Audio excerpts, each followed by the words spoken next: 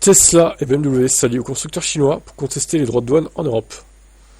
Bon alors, il y a BMW aussi, mais je vais mettre ça sur Tesla Type du coup, parce que il y a quand même beaucoup de news en attente sur Electrib. On va un peu en mettre sur cette chaîne aussi, ma foi. Aux côtés de BYD, Geely et SAIC, l'allemand BMW et l'américain Tesla ont décidé d'intenter une action en justice contre l'UE au cœur des débats, les droits de douane renforcés sur les VE fabriqués en Chine. Les deux constructeurs occidentaux sont concernés au même titre, mais pas au même taux que les firmes, les firmes chinoises. Ouais.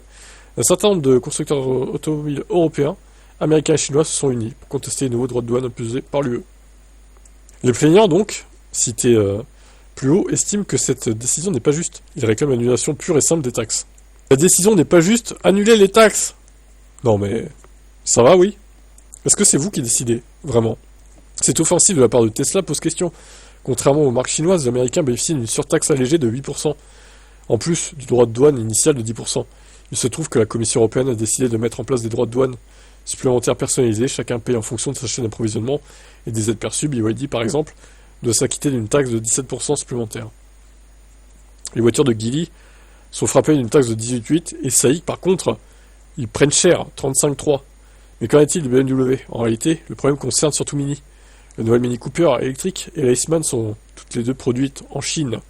Leur fabrication doit être bien rapatriée au Royaume-Uni, mais pas avant 2026. La Mini Iceman est soumise à des droits de douane supplémentaires de 20,7%. Pour continuer de vendre en Europe, les constructeurs automobiles chinois tentent de contourner les droits de douane mis en place par la Commission.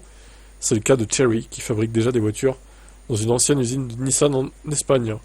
BYD aura bientôt des usines en Hongrie et en Turquie, et des marques chinoises seraient intéressées par des usines dont Volkswagen souhaite se débarrasser.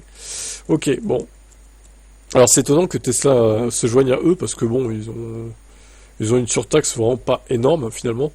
Est-ce que la Chine n'aura pas dit si vous pouviez nous aider un petit peu sur ça, on l'apprécierait, voilà, parce que Tesla veut absolument cartonner en Chine, donc peut-être qu'on leur a dit, on leur a fait comprendre, peut-être que, voilà, ça serait bien s'ils pouvaient soutenir les marques chinoises aussi, même s'ils sont pas trop impactés.